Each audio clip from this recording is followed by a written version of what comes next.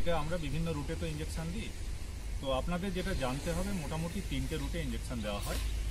একটা হচ্ছে ইন্ট্রাভেনাস, যেটা শিরার মধ্যে আমাদের সুচ ঢুকিয়ে ওষুধ দিতে হবে। একটা হচ্ছে ইন্ট্রামাসকুলার, যেটা মাসলের মাঝখানে আমাদেরকে দিতে হবে, এবং ইন্ট্রামাসকুলার ইঞ্জেকশন দেওয়ার সময় আমাদের মাথায় রাখতে হবে যাতে কোনো রকমভাবে কোনো ভেন বা আর্টারিতে প্রিক না করে। আরেকটা হচ্ছে সাবকিউটেনিয়াস, যেটা চামড়ার তলায় দেওয়া হয়। কোনটা কখন দেওয়া হয় সেটা আমি পরে বলছি, আগে বলি ইঞ্জেকশনটা আপনারা কীভাবে দেবেন। ইঞ্জেকশন নর্মালি যেটা থাকে সিরিঞ্জ, ডিসপোভেন বা অন্যান্য যে কোনো কোম্পানির থাকতে পারে। প্রথমে এটাকে খুলবেন, কারণ এটা পুরো স্টেরিলাইজ কন্ডিশনে থাকে। আপনারা দেখবেন এটা যখন বার করছেন তখন দুটো আলাদা আলাদাও থাকতে পারে, আবার একসাথেও থাকতে পারে। চেষ্টা করবেন যখন এইটাকে নিয়ে অ্যাটাচ করবেন এই সিরিঞ্জে, সেটা যেন অন্য কোথাও টাচ না হয়। সেটাকে হালকা করে হাতে ধরে ইঞ্জেকশনের মধ্যে ঢোকাবেন। এর মধ্যে দেখুন এই নিডলের ওপর একটা ক্যাপ আছে, তার মানে এই নিডলটা কিন্তু স্টেরিলাইজ। এবার আমরা যখন কোনো ইঞ্জেকশন এখানে ভরবো, কীভাবে ভরবো? কারণ আমরা জানি এর ভেতরে যতটুকু আছে এখানে ওষুধ আছে, আর ওর উপরে একটুখানি হালকা এয়ার আছে। আমাদের যদি এখানে সরাসরি আমরা টানি তাহলে কিন্তু এইখান থেকে ওষুধটা সরাসরি টানতে পারবো না। সেই জন্য আমাদের প্রথমে এই পিস্টনটাকে টেনে, মোটামুটি যদি 5 ml সিরিঞ্জ হয় 4 বা 5 ml অবধি টেনে নিতে হবে। এরপর হালকা করে এটাকে খুলে নেবেন, কিন্তু ওপরে যেন কোনোভাবে নিডলে না ক্লিক করে। এবার এইটা সরাসরি দেওয়ার পরে এই এয়ারটাকে সরাসরি ওর মধ্যে পুশ করতে হবে। তারপরে কিন্তু আপনারা ওষুধ টানতে পারবেন, না হলে ওষুধ টানা যাবে না। এবার ধরুন আমি এখানে 2 ml এই ওষুধটা নিলাম, এই দেখুন 2 ml ওষুধ এলো, কিন্তু ওষুধ আসার পরে যেটা প্রবলেম সেটা দেখুন এর মাঝখানে কিন্তু এয়ার চলে এসেছে। এবার ইন্ট্রাভেনাস যখন আমরা ইঞ্জেকশন দিই তখন কিন্তু এই এয়ারটা 100% বার করতে হবে, ইভেন ইন্ট্রামাসকুলারের ক্ষেত্রে। কারণ আমরা যখন ইঞ্জেকশন দেবো ইন্ট্রামাসকুলার, যদি কোনো কারণে শিরার মধ্যে এটা ঢুকে যায় আর হাওয়া যদি শিরার মধ্যে যায়, তাহলে যে কোনো সময় কিন্তু হার্ট ফেলিয়ার হতে পারে।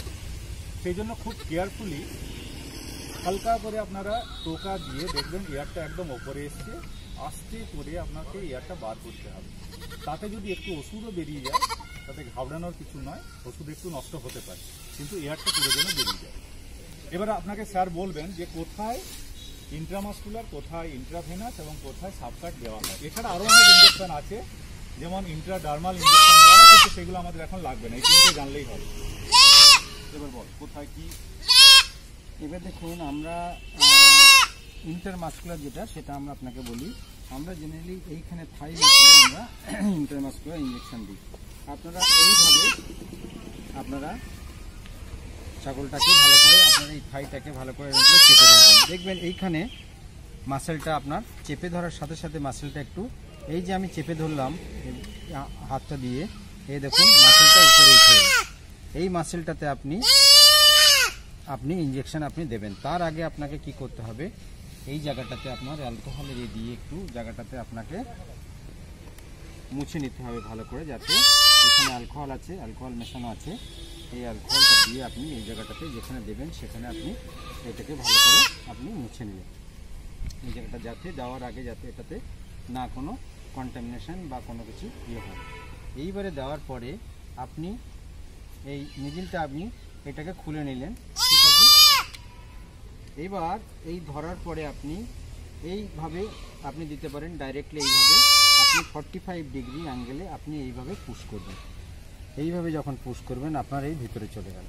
তারপরে আপনি এই দেখুন এই ভিতরে ঢুকে গেছে, হ্যাঁ এই দেখুন, এবং টেনে দেখছি কোনো ব্লাডও আসছে না, তার মানে এটা কোনো ভেন বা কোনো আর্টারিতে প্রিক করেন।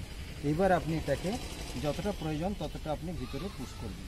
আমি এই 1 ml একে পুশ করে দিলাম।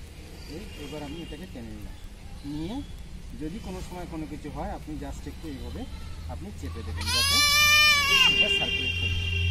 এইবার আমি এটা গেল আপনার মাসলে বা মাংসপেশিতে কিভাবে ইঞ্জেকশন দেওয়া হয়। এইবার আমি আপনাদেরকে দেখাবো যে কী করে আমরা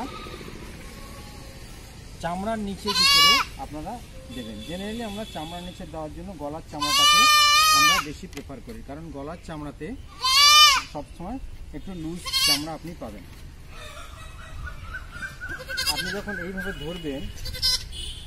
ধরবেন, আমি এদিক থেকে দেখাচ্ছি, এইভাবে ধরবেন, দেখুন এই চামড়াটা সবসময় ধরার জন্য আপনারা সবসময় সুবিধা। আপনারা যখন ধরবেন তখন একটা ত্রিকোণাকৃতি জায়গা তৈরি হবে। দেখবেন আমি যখন এখানে ধরছি তখন এখানে একটা ত্রিকোণাকৃতির জায়গা তৈরি হচ্ছে। তো সেইভাবে আপনি দেওয়ার সময় আপনি এখানে এই যে ত্রিকোণাকৃতির জায়গাটা হলো, এখানে আপনি এই সিরিঞ্জটাকে হালকা করে এইভাবে পুশ করবেন, করলে দেখবেন ওটা নিচে চলে যাবে। জাস্ট চামড়ার নিচে যেন ওটা মাংসপেশিতে না ঢোকে, তার আগে জায়গাটাকে ভালো করে জায়গাটাকে আমি ভালো করে মুছে নিলাম অ্যালকোহল দিয়ে। ঠিক আছে, অ্যালকোহল কিংবা অন্য কোনো জিনিস দিয়েও আপনি মুছতে পারেন। যদি আপনার কাছে অ্যালকোহল না থাকে, আয়োডিন থাকতে পারে, কিংবা আপনার কাছে সাবলন থাকতে পারে, কিংবা ডেটল দিয়ে আপনি একটু ভালো করে মুছে নেবেন। নিয়ে তারপরে দেখুন এইভাবে টানলে দেখবেন এই ত্রিকোণাকৃতি হচ্ছে। এইভাবে আপনি আপনার জাস্ট এই নিচে আপনার যেখানে যে আঙুলটা নিচে আছে এখানে আপনি হালকা করে এইভাবে দিলে এটা দেখবেন চামড়ার নিচে চলে গেছে। এই দেখুন চামড়ার নিচে চলে গেছে না, এটা দেখুন আমি যখন টানছি তখন এটা বাইরে বেরিয়ে আসছে, তার মানে এটা জাস্ট শুধু চামড়ার নিচেতেই গেছে। এইটাকে বলা হবে সাবকিউটেনিয়াস। তারপরে আপনি এটাকে পুশ করতে পারেন, এটাকে বলা হবে সাবকিউটেনিয়াস বা চামড়ার নিচে দেওয়া। আর ইন্ট্রাভেনাসটা স্যার এবার ইন্ট্রাভেনাসটা দেখুন।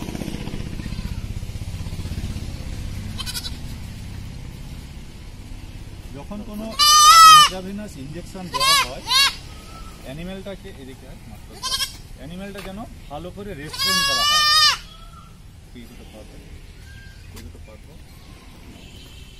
ভালো করে ইধার আজা অ্যানিমেলটা যাতে রেস্ট্রেন করা হয়, কারণ কোনো সময় যদি আমি ট্রিট করি তাতে যাতে কোনোভাবে না অ্যানিমেলটা জাত করে। এই যে ভেনটা, এটাকে বলা হয় জুগুলার ভেন। এই দেখুন, এটাকে যখন কোনো ইন্ট্রাভেনাস দেওয়া হয় তখন যেন ভেনটা রেজ হয়। এই দেখুন, এই পরিষ্কার এই ভেনটা রেজ হয়েছে। কোনো ইন্ট্রাভেনাস দেওয়ার আগে প্রথমে সোয়াবিং করে নিলাম, এরপরে ভেনটা যেটা রেজ হলো আমি সেখানে ভেনের মধ্যে হালকা করে প্রিক করব। প্রিক করার পরে আমি বুঝবো যে ইন্ট্রাভেনাস হয়েছে কি হয়নি।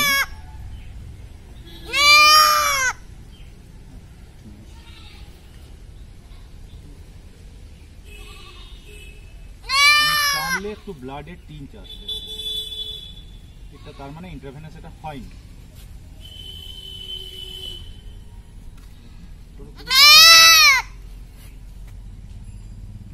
এটা যখন করবেন দেখবেন একবারে ইন্ট্রাভেনাস হয়তো হবে না, আবার আপনি ভালো করে ভেন রেজ করবেন। ভেন রেজ করার পরে যদি একবারে না হয় আবার আপনি ক্লিক করুন।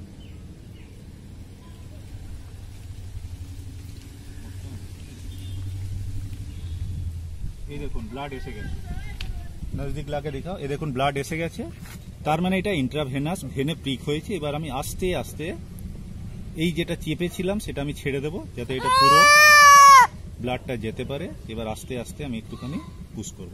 এবার যতটা পুশ করার দরকার পুশ করার পরে আমি সিরিঞ্জটাকে টেনে নেব।